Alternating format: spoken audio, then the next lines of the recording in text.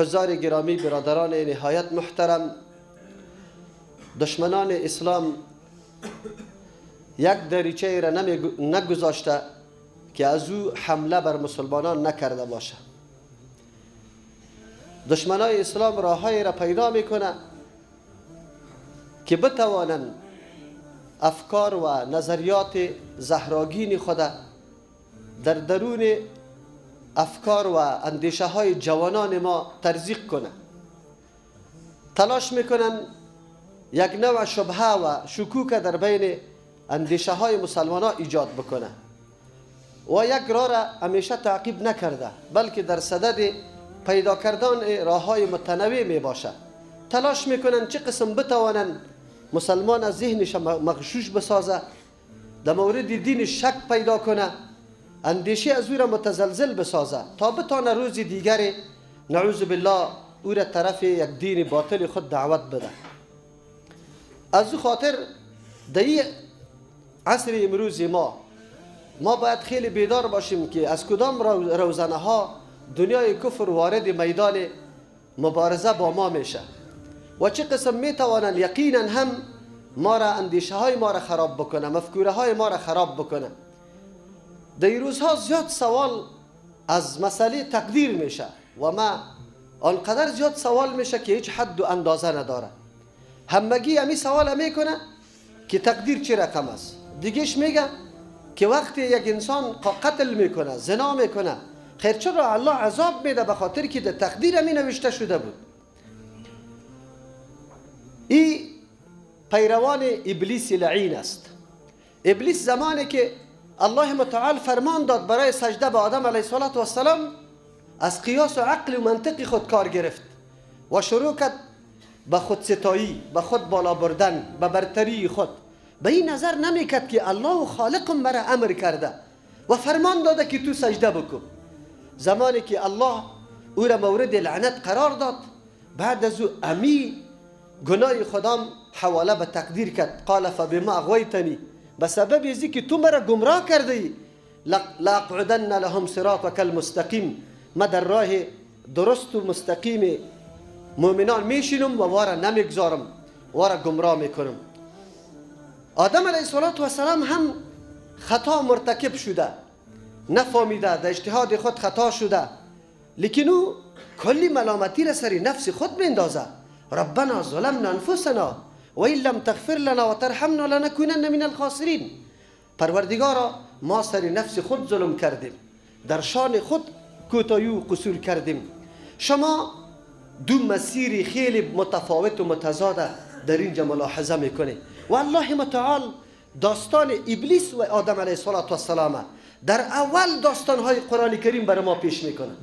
زمانی که ما و شما قرآن تلاوت میکنیم، در سوره بقره اولین داستان است و این اشاره به این گپ است که گروه ها در جهان دو گروه می باشه. یک گروهی هست که مسیر آدم علیه السلام تعقیب میکنه، عقل خود کامل و پوره نمیدانه، همیشه خود ملامت میکنه، نعمتهای بزرگ الله متعال چشمش فرا میگیره، به جز از اظهار عاجزی و تقصیر هیچ راه دیگری را نمیپیماید. لیکن پیروان شیاطین همیشه در صدد عزیز که راه و وسیله نجات برای گناه و جرم خود پیدا بکنه. امروز جهان استعمار هم بزرگترین شیطان بعد از ابلیس لعین و هم در تلاش امی گپاست که همه جنایات خدا، همه بدبختی های خدا مبرر و راه مشروع برش پیدا بکنه. اگر هر قدر خون ریزی کنه، اگر هر قدر مخلوق بکشه، برای خود یک راه اشتباه است و یک کلمه اشتباه از او همه جنایاتش نمیشویه.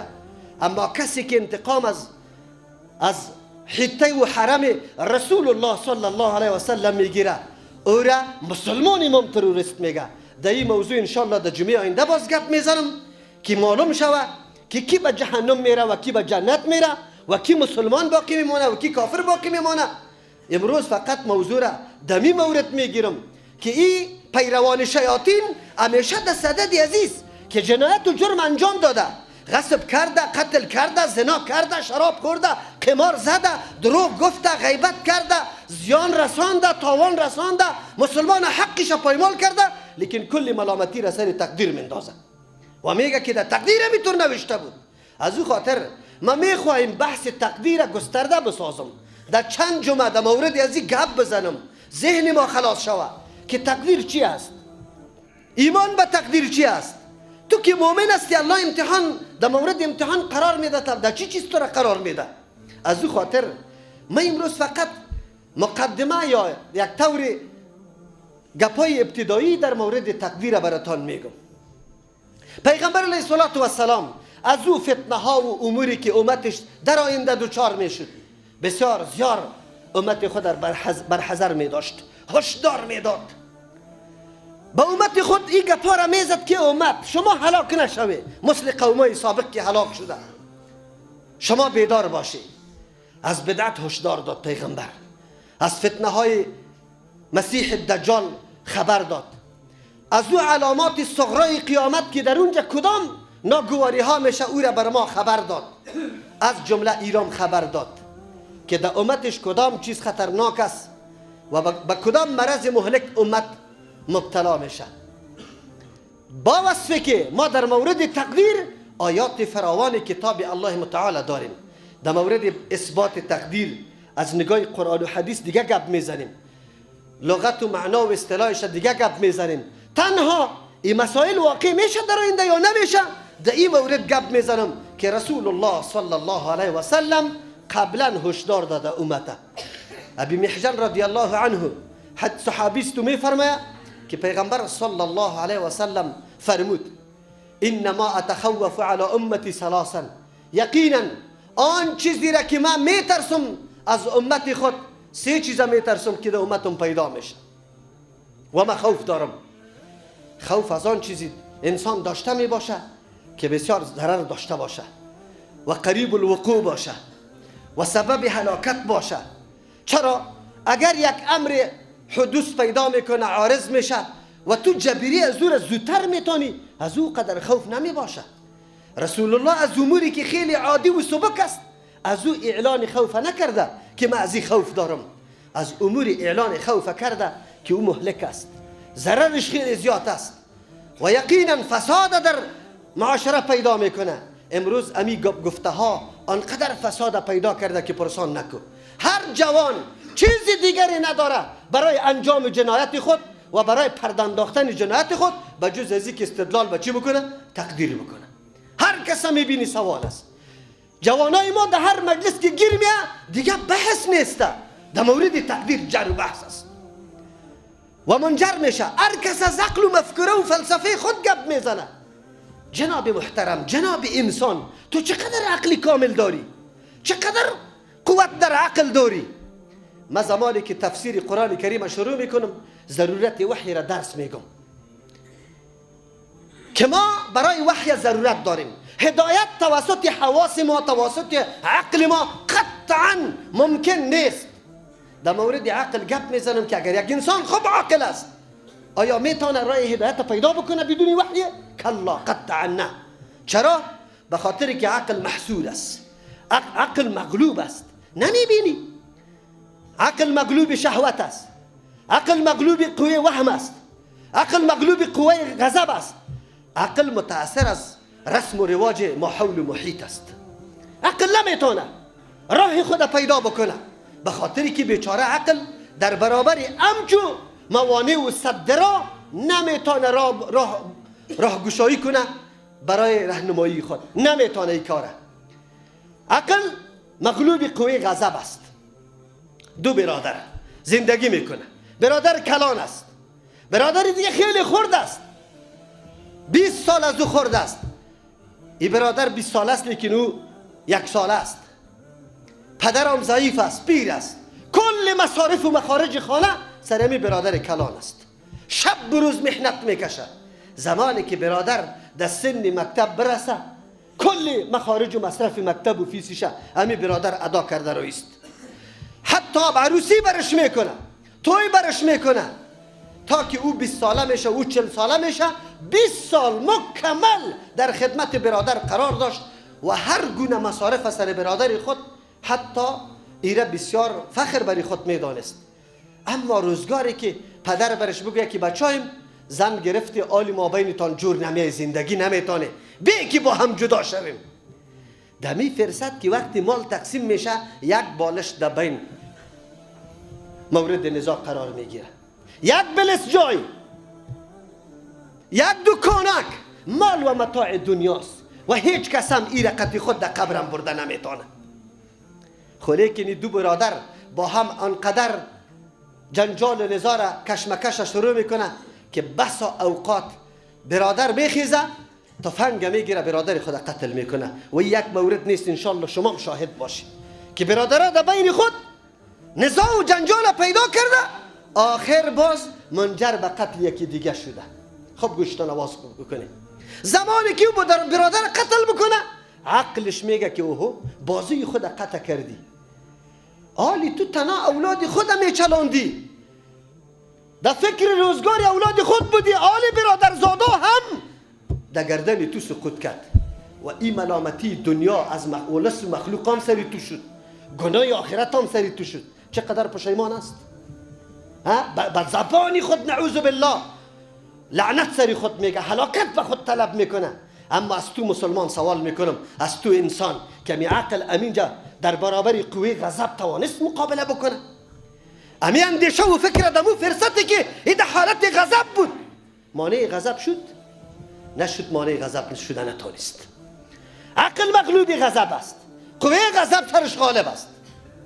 بسا اوقات انسان در حالت غضب زنش است، مهر داده، اولادای خردکیش است، هیچ چیزی دیگری نداره، لیکن یک دفعه نزاع بین زن و شوهر شروع میشه. دعد ناگم که چرا وقت ناوردی سرد بود، اینم این قدر گم، باز میگه یک طلاقی، دو طلاقی، سه طلاقی. پس آن به هوش میه، در ملاها مراجعه میکنه، در مسجد ها و هم ماشاءالله فتواهای میده برش که دیگه ای آدم رای خود گم میکنه. فتوا برش میده که سه طلاق واقع شده و حلاله کن. و باز یک ابلیس صفتا برش میگه که حلاله به جز از من به دیگه کسم نمیتونه. این مسائل واقع شده، در این معاشره واقع شده. کسی که پیروی تقلید از زولانی تقلید از پای انداخته به می مشکلات ها و به این ناهنجاری ها مبتلاست. باز بیچاره گکا ام ملایش و ام عامیش رجوع میکنه به کسی که پیروی کتاب الله و سنت رسول الله را میکنه، باز دور روان میکنه. برو مولای متوکل پرسان کنه، مولای متوکل چی بکنه؟ این حدیث رسول الله را تو نمیدانی، این معزله و این حالت تو نمیدانی، این فلسفه که در کتاب الله در تفسیر برای عدم وقوع طلاق ذکر شده که الله میگه طلاق مرتانه، پروردگار نمیخواه دو شخص با هم جدا شود، زن و شوهر که قانونی خانواده است، زن و شوهر که اولاد است، این با هم جدا بسازه. الله اکبر. دامنه طلاق و دور شدن زن و شوهر الله متعال یک میدان دور و درازه برش مقرر کرده. شریعت اسلامی تلاش کرده که زن و مرد با هم جدا نشود، زن و مرد با هم جدا نشود. مسیر بسیار دوراندام برش انداخته. زن یک کمی بدزبانی و بدروزگاری میکنه، نصیحت کو برش، نشد جای جدا کو، نشد یک کمی سیاست کوش بزن شه در نرم جاهایش، نشد نفر سوم پیدا کو که عاقل و خب رازداری تو و از او باشه، معزله را در بین بکشان، ملامت و سلامت معلوم شود. بعد از او اگر سنزیم نشد، الله متعال تو را میگه که زن در حالت طهر و پاکی یک طلاق بده. یک وقتی که طهر تیر شد، مریضی را تیر کرد، طهر دوم آمد، باز دوم طلاق بده. آلی وقتی که مریضی هم تیر شد، دوم مریضی، طهر سوم که آمد، اینجا طلاق نده، سوم طلاق واقع نکن. شده میتونه او هم به هوش آمده باشد، تم به هوش آمده باشی و اردو پشیمان شده باشه. تا امی مرحله رم الله متعال نه تجدید نکاح را سرت کرده، نه کدام جنجال و کشکال دیگر، پس رجوع میتونی به زنی خود. اما آینده یک طلاق باقی مانده، خیر و خلاص. متوجه باش، الله برتی فرمان داده. عمر رضی الله عنه سه طلاق در یک مجلس شمار کرد. به خاطر ازی شمار کرد که مردم شروع کردن هر کسی طلاق. عمر رضی الله عنه گفت در آن چیزی که الله متعال برای شما مهلت قرار داده بود شما عجله کردی، این مهلت های الله را در نظر نگرفته من بعد از اگر کسی 3 طلاق داده بود 3 نافذ میکنم. این معنا نیست که 3 طلاق واقع شد راستی زن قد سرت حرام شد. این معنا است که شما دیگه در احکام الله ریشخندی نکنید. الله براتون گفته 1 طلاق بدید تو 3 طلاق میدی. علمای محققین الحمدلله میبینه شرایط فعلی را، جهل و نادانی مردم، زن و شوهره که سالا به ترجمه قرآن ننشسته، سالا از طلاقش خبر نداره. شما باور به الله متعال بکنه امیال مردم پیدا میشه که 100 ها طلاق به زن خود داده، لیکن امیال زنش است، اولاد است پیش پیدا شده میره. احکام الله را نمیفهم. یک مردکه پیشم میاد، بعد از اینکه سیاستش ترجمه را شنیده پس رفته برش گفته که اون مردکه تو 70 مرتبه مرا از 70 کرده زیاد طلاق دادی، بس زنیت هستم، این خود زنا. تو برو یک دفعه پیش مولوی صاحب، من دیگه امروز تو زندگی ندارم، جهنم خوش ندارم، اولاد ترک میکنم، خود جهنم خوش ندارم. مردکه آمد برای من میگه که مولوی صاحب طلاق چی رقم است؟ من کمی تشریح دادم، گفت من خود زن خود زیاد طلاق داده. اون چقدر طلاق دادی؟ در کدام موارد؟ گفت اوقات مختلف. کمی قارم آمد طلاق داده. خب من گفتم مولوی هم زنیت است؟ گفت اولادایم پیدا شده. من گفتم برادرم حکم شریعت این نیست. گریان شروع کرد.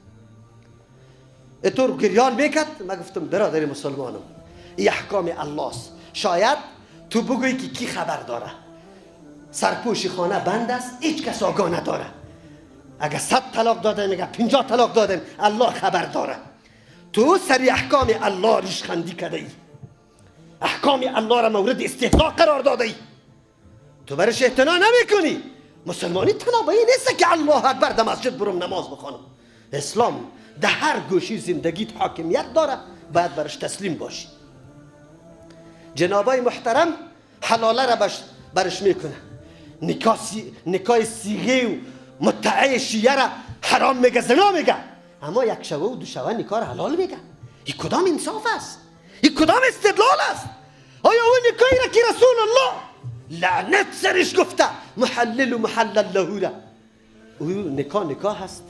لیکن بازم الحمدلله که بیچاره ها پس به پیروان کتاب الله و سنت رسول الله رجوع میکنه، فتوا را از تو میگیره، فتوا را از تو میگیره. این فتوا را گرفته رویست. ببین عقل کدام است؟ غضب تو را کشان که در یک مجلس 3 طلاق به زنت بده در حالی که اولادای خردک شیر هم داره. عقل چی میکرد؟ عقل توانست که غضب کنترل کنه؟ عقل مغلوب شد. عقل مغلوب قوه وهم است. وهم تا دین روز برادری بود یک اتاق نان میخورده، خیسه میکرده، 12 بجه 11 بجه میشد در اتاق خود میرفت تو در اتاق خود. امی برادر وفات کرده، حالی برات میگه که قطعی مرده بیادرت بشی، من تنها میترسم. چرا میترسی برادر؟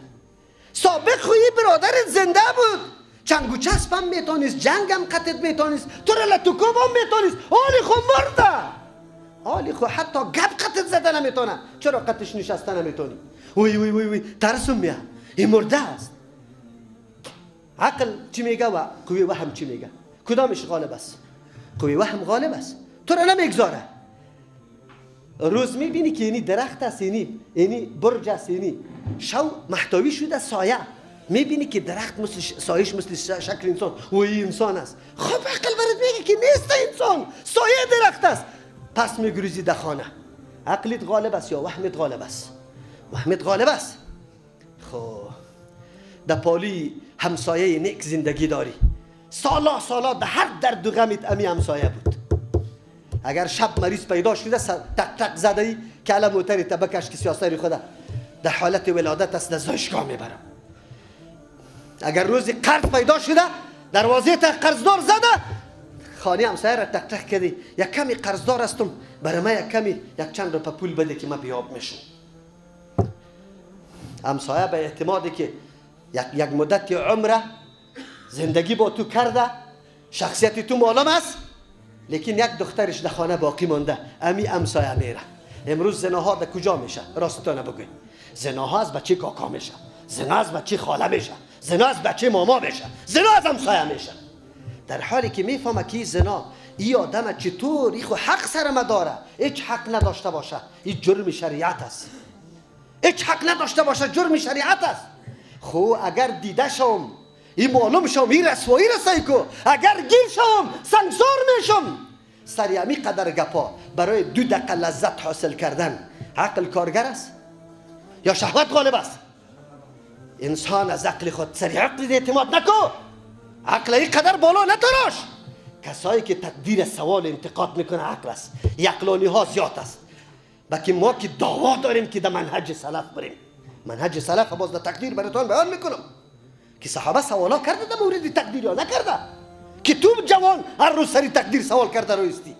عقل ما حول تأثیر از ما حول محیط است. ما حول محیط خب میفهمی بچه کاکا بچه ماما همسایه در اورانوس بود مچم در بینظیر رو در کدام جای در هتل چی کرده؟ عروسی کرده. چند نفر خبر کرده بود؟ 1000 نفر خبر کرده بود. کارت روان کردن بود. 1 هفته در خانه ازی میمانی ها بود، رقه نویسی بود و الکی توی فلانی خان است. دنیا جنجالا را آورده. تو آدمی غریب است، یک دکانه کم نداری. راستی تا بگو عقل چی برات میگه؟ خیشای تام امیتور مردمی متدین است برات میگه که 3 نفر بیار دختر را در دستت میدیم در مهر خیلی کم برو عروسی کن. لیکن اینجا تو جناب با وصفی که قدرت و توانایی نداری از 20 خانه قرض جمع کرده. از 20 خانه تو را وادار به این کرده که تو هم عروسی را در کجا بگیری؟ در اورانوس بگیری. عقلت غالب آمد یا تاثیرات ما حول محیط، رسم و رواج. امروز که ما و شما ما را کمری ما را شکستانده این رسم و رواجا. اسیالی ما را کمری ما را شکستانده. چرا آسان ساده بی تکلف 10 نفر در ولیمه را چرا جور کو؟ اینقدر 2 کیلو گوشت از گوشت مرغ بخر 400 روپیه بیار اینجا پخته کو 10 نفر بیار ولیمه است. کی گفتی نیست؟ تو از رسول الله که بالاستی؟ از زنی رسول الله که زنی تو بالاست؟ لیکن اینی عقل ماست که گنده زده در مقابل رسم و رواج. سری عقل اتکا نکو. عقل تو درک نمیتونه. عقل تو اموری که تو خود یک درو برات میگه که اینی حق است نمیتونی. از او خاطر عقل در ای راستا در اموری که بجز الله چیزی را ندانه. او حکیم ذات است. چطور سری تقدیر تو اعتراض میکنی؟ عجیب است. تو چرا خود فریب میدی؟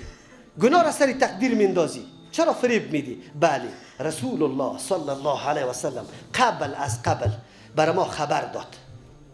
دیگه حدیث ها زیاد است. می حدیث تشریح میکنم. رسول الله میگه من سری امت خود 3 چیزا میترسم. اولش تکذیب بالقدر است. تقدیر تکذیب میکنه. یا انتقاد سری تقدیر میکنه یا بیخی منکر میشه. نعوذ بالله. قبل ما میگه پا شده معبد جهنی و سنوسیه و واصل ابن عطا و ایتوری مردم ها پیدا شده. باز تاریخ براتون میگیم.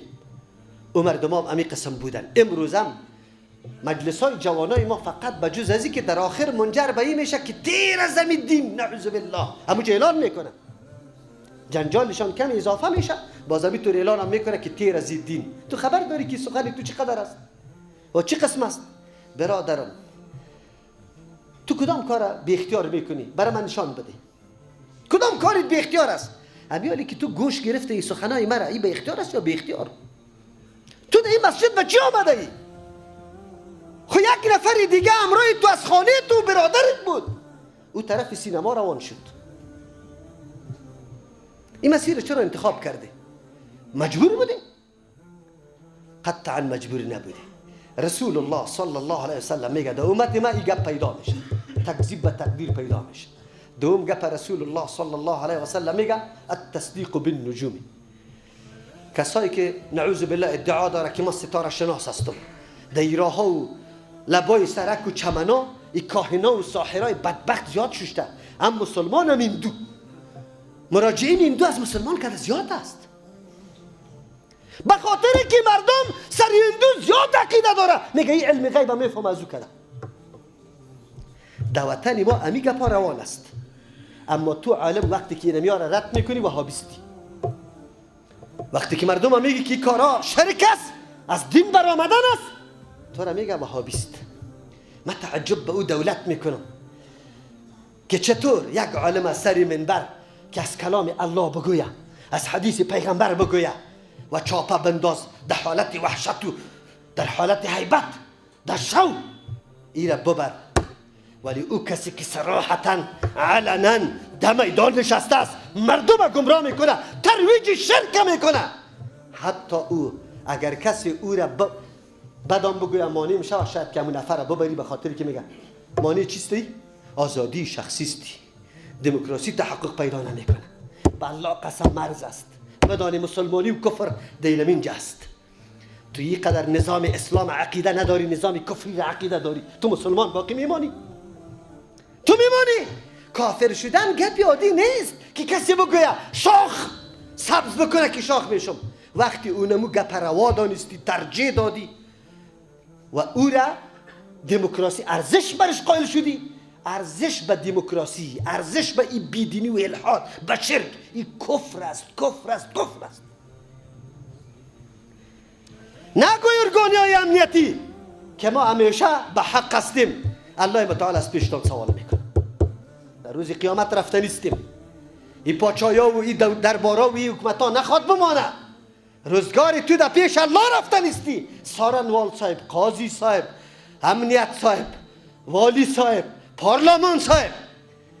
در پارلمان صدای چی بالا میشه؟ این مدارس کنترل شوه. مدارس لعنتی الله سری تو نمیشه که آواز بلند کنی که این فحاشی کنترل شوه، این دعوت به نصرانیت کنترل شوه، این قتل و قتال دست جمعی کنترل شوه، این قمار بازی کنترل شوه، این به دخترای خود تجاوز کنترل شوه، این لواطت کنترل شوه. بله این سخن تام الله در عمل نامه ثبت کرده، در روز قیامت برات پیش میشه ان شاء الله که تو کدام امر برات خیلی مهم است. کدام امر؟ ملای دیگه در سر قبر نعره تکبیر برای چی زده بشه خبر داره؟ مرگ به وهابیا، نعره تکبیر، مرگ در سر قبر، در سر قبر. لعنت الله سری تو نمیشه. تو به الله خجالت نمیکشی. در کدام سنگر هستی؟ در کدام سنگری مقابل یهود و نصارا نعره تکبیر میگی؟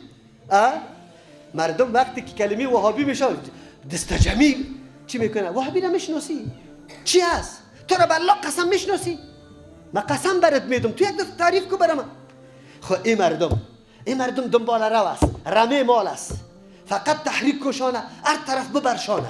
بصیرت وجود نداره، بیداری وجود نداره. از او خاطر ما از یا تم توقع از این نداریم که در میدانات دفاع بکنه، یا باید سری تقدیر انتقاد کنه، باید عقل خود حاکم بگردانه، باید در مقابل شریعت عقل خود در معارضه پرته و انتقاد سری احکام الله بگیره. نعوذ بالله.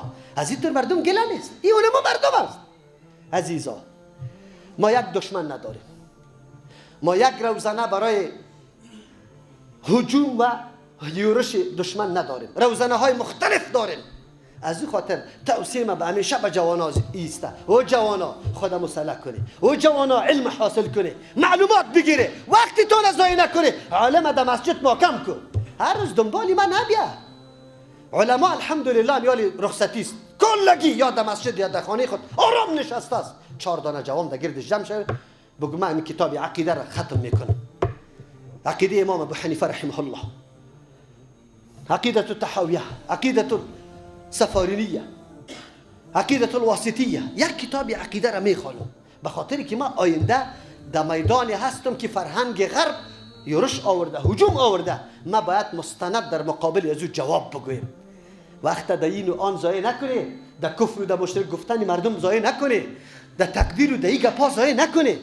وقت بده برای حصول علم، چه خود مسلح کنه، جوابی منطقی مستدل داده بتانه. این موقع ماست، زمستان از پیشتان تیر میشه. مولوی صاحبای بزرگ داریم، یک حلقه نداره، یک حلقه درس. شما نمانشه. اگر وا تنبلی میکنه شما نمانشه، گردش بپیچانه، بگو ما امروز نیاز داریم، من ضرورت دارم به می علم، برای ما بخوان، ماندنیت نیستم. ما اگر نه خود عالم خود باید درک کنه. اگر امروزم تو غافل شدی، اگر امروزم تو خود در کنار زدی، راحت طلبی نفس خود کردی و در تلاش تنبیه و آگاهی این نسل جوان نشدی، آینده تاریک در پیش رو داری. باز تو ملا را قطعی چپل و لنگی نخواد بمانه، باز لنگی تا دمی خاک میزنه. ایره بدانی او در پیش روی ما آمده رو ایسته. ایره ما باید انتظار داشته باشیم. اگر ما حرکت نکردیم، اگر ما مسئولیت خود ادا نکردیم. الله متعال ما را توفیق نصیب بکنه، هم به علمای ما و هم به طلبگارای علم ما، به جوانای دعوتگر ما که بفهمن، درک بکنن که ما چی باید بکنیم. بارك الله لنا ولكم في القرآن العظيم ونفعنا وإياكم بالآيات والذكر الحكيم. استغفر الله لي ولكم ولسائر المسلمين فاستغفروه إنه هو الغفور. إن الحمد لله نحمده ونستعينه ونستغفره ونعوذ بالله من شرور أنفسنا ومن سيئات أعمالنا.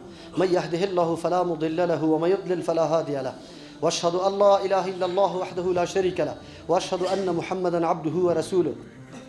يا أيها الذين آمنوا اتقوا الله حق تقاته ولا تموتن إلا وأنتم مسلمون.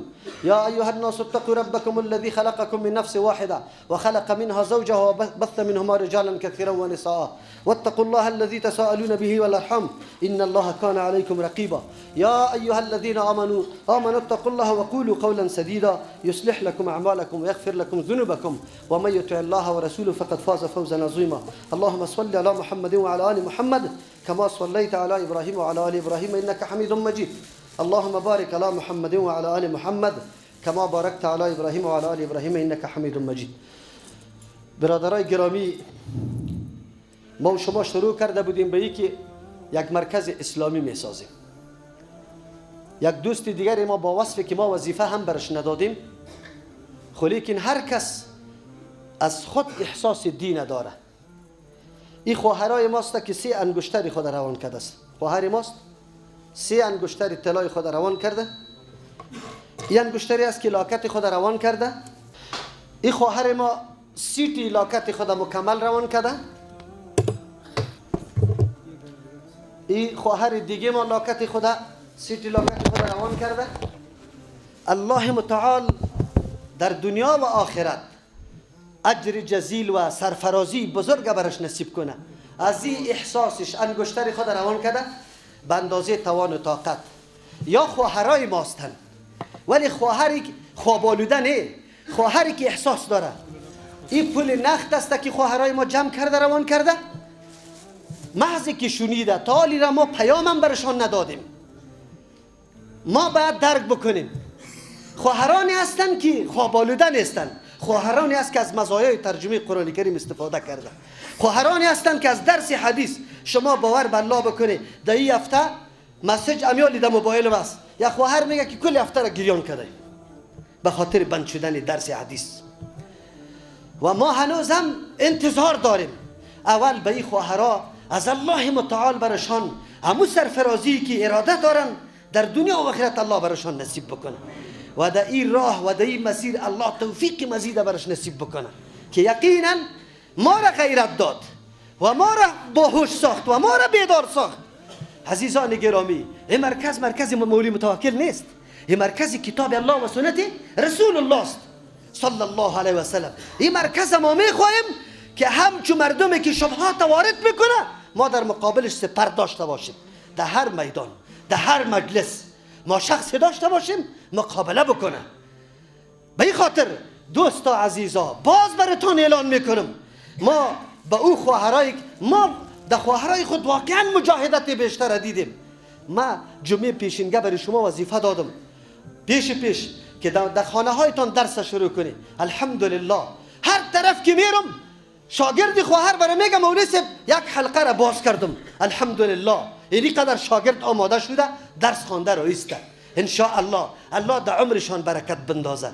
الله این مسیرشان الله دیگه هم پر برکت و پر ثمر بسازه و یارد دعوتگری واقعی و پیروانی واقعی رسول الله صلی الله علیه وسلم و ازواج مطهرات و ازواجی که واقعا در میدان معرکه سرفرازی کرده از او جمله بگردانه. و ما امیدوار هستیم، ما ان شاء الله امیدوار هستم که این مرکز ما توسط دوستا، نه توسط یهود و نصارا، توسط دوستای متدین محبین کتاب الله و سنت رسول الله در سر برسه و این مرکز آباد شود. ان شاء الله این امید دارم، قلبم گواهی داده و ان شاء الله همینطور نمیمانه. الحمدلله ما وقتی دیدیم که خواهرای ما اینقدر مجاهدت میکنه در حالی که ما در بیرون تا حالی را پیام ندادیم، ان شاء الله امیدوار هستیم که هر کدامشان در اینجا سهم بزرگ بگیرن و از این که بهتر جا نخواد برایشان در عمرم مهیا شود و برشان پیدا شود که در همچون مرکز یا مصرف بکنه. الله توفیق مزید نصیب کل بکنه و همه گیره الله اجر جزیل بده. برادرای امام الحمدلله در چند جمعه هر کس مطابق توانمندی خود لیست داده و حاضر کرده اما پول خود ان شاء الله. امیدوار هستیم همه ما بدهی سهم بگیریم، چرا در جمعه پیش براتون گفتم الدال علی الخیر کفاعله است. این حدیث خوب یاد کنه و خوب مفهومش بدانه و با برادرها و خواهرایتان شریک کنه. الله متعال ما را توفیق نصیب بکنه. اللهم انصر الاسلام والمسلمين، اللهم ايد الاسلام والمسلمين، اللهم اهلك الكفرة والمشركين والداهرين وسائر اعداء الدين، اللهم زلزل اقدامهم، اللهم دمر ديارهم وخرب بنيانهم وخصهم اخذ عزيز مقتدر. عباد الله رحمكم الله، ان الله يأمر بالعدل والاحسان وايتاء ذي القربى وينهى عن الفحشاء والمنكر والبغي يعظكم لعلكم تذكرون. اذكروا الله يذكركم ولذكر الله اكبر والله يعلم ما تصنعون.